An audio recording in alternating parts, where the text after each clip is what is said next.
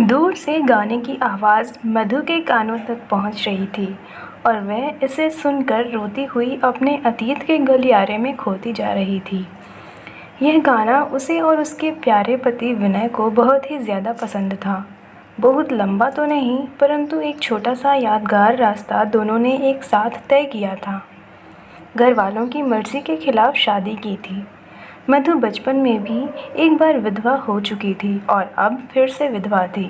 उसे तनिक भी याद नहीं था कि कान उसका विवाह हुआ है, कब वह सुहागन बनी और कब विधवा भी हो गई। मधु की कहानी कुछ इस तरह है। गांव से 10वीं पास करने के बाद घर में बाबूजी का फरमान जारी हुआ कि अब आगे पढ़ने की ज़रूरत नहीं है। चूल्हा चौका करके मधु घर के एक कोने में पड़ी रहेगी। एक विधवा स्त्री की यही तो विडंबना है, लेकिन बड़े भैया जी फौज में थे। उन्होंने मधु को आगे पढ़ने का बीड़ा उठाया। उनकी बात काटने की हिम्मत बाबूजी में भी नहीं थी और मन मारकर उन्होंने आगे की पढ़ाई पूरी करने की इजाज़त दे दी। मधु ने मन ही मन भैया को धन्यवाद दिया और मन लगाकर पूरी पढ़ाई करने लगी। एक बार भैया छुट्टियों में जब घर आते हैं और मधु की पढ़ाई का पूरा खर्चा बाबूजी के हाथों में रख देते हैं। अब कॉलेज का आखिरी साल था। मधु जोर जोर से पढ़ाई कर रही थी कि अचानक किसी ने ज़ोर से बाहर के दरवाजे की कुंडी खटखटाई और फिर भैया की आवाज़ आई। उन्होंने बोला, मधु जल्दी दरवाज़ा खोलो।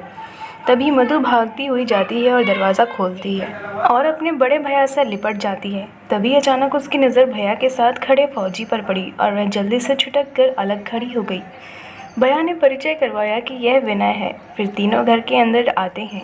अम्मा खाने पीने की तैयारी में लग जाती हैं और मधु अपने कमरे में पढ़ाई करने के लिए चली जाती हैं। परंतु अब उसका मन पढ़ाई में तनिक भी नहीं लग रहा था। बार बार उसका ध्यान विनय की ओर जा रहा था। दूसरे दिन परीक्षा देकर जब वह घर लौटी तो आंखें विनय को ही ढूंढ रही थी। विनय को भी इस बात का एहसास हो गया था कि मधु उसे छुपकर देख रही है। एक सप्ताह कैसे बीत गया पता ही नहीं चला। भैया से भी यह बात छिपी नहीं थी। दोनों एक दूसरे के प्रति बहुत ही ज़्यादा आकर्षित हो रहे थे और एक दूसरे से प्रेम भी करते हैं। फिर जब भैया ने विनय से इस बारे में बात की तो वह झट से मान गए, क्योंकि उनके घर में सिर्फ एक ही बूढ़ी माँ थी। बाबूजी कई साल पहले गुजर गए थे। भैया ने फिर अम्मा बाबूजी इस बारे में बात की तो बाबूजी भड़क गए, क्योंकि मधु बाल विधवा थी और विनय भी उससे नीचे जाति के थे। अम्मा बाबूजी ने अब घर में बहुत ही ज़्यादा बवाल कर दिया था। वह दोनों बिल्कुल भी नहीं मान रहे थे। अब भैया के पास एक ही उपाय बचा था, घर वालों से छुपा कर शादी कराने की। वह चुपचाप पास वाले गांव के मंदिर में दोनों को लेकर गए और शादी करवा दी। विदाई के समय मधु भैया से लिपटकर बहुत रोई।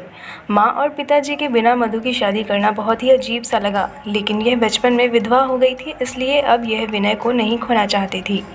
उसने मन ही मन मंदिर में ही माँ और पिताजी के हाथ जोड़कर उनसे माफ़ी मांग ली और विनय के साथ अपने ससुराल चली गई।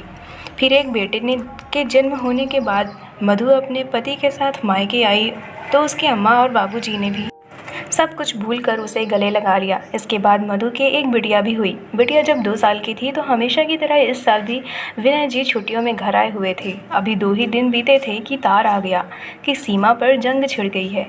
सभी फौजी तत्काल ड्यूटी पर लौट जाएं। मधु को भी इस बार ऐसा क्यों लग रहा था कि वह विनय जी को अंतिम बार विदाई दे रही है।